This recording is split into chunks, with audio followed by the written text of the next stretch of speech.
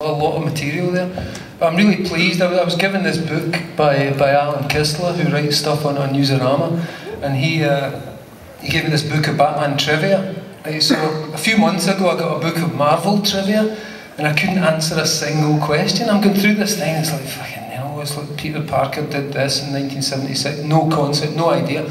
But I went through the Batman trivia book and I could answer like 80% of the questions, so I'm really, I feel really pleased with myself.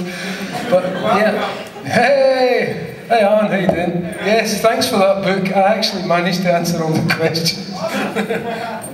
So yeah, I mean, who's been great? Denny O'Neill's been great, Frank Miller's been the greatest, you know, Alan Moore and Brian Boland, Len Wein, I mean, I could go through all of them. Bill Finger, more than anyone else, the greatest Batman writer ever, you know, and that guy, again, because that stuff's nostalgia, you tend to read it in the sense that it's like one remove, but if you actually read it as just pure pulp storytelling, Bill Finger was just such an inventive mind, you know, he was writing that stuff for decades, and he just kept coming up with new, brilliant ideas all the time. So if anyone deserves the praise for Batman, I think it's him more than anyone else. But you know, Batman's been lucky in that he's had some of the greatest writers and artists in comics telling his adventures. Neil Gaiman, you know, that two-part Neil Gaiman thing that he did, I really loved as well. So pretty much anything to do with Batman, you know, I love Adam West, I love fucking Schumacher, I love anything to do with Batman. Thanks. Thanks. Hey Grant, I'm Luke, I'm from New Jersey.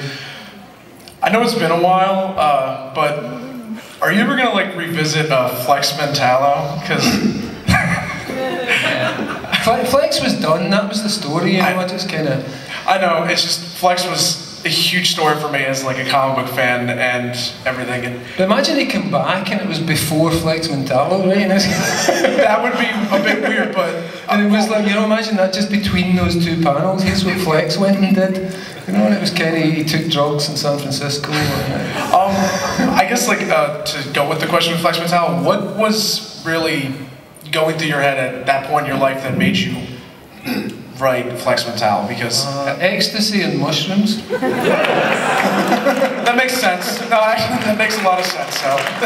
No, it was the 90s, man. Come on, I was a young man. But no, that's what it was, and it was kind of, I really got into that whole rave culture stuff. So my idea was to let's take the comics and do to them what all the people who were making music were doing to music.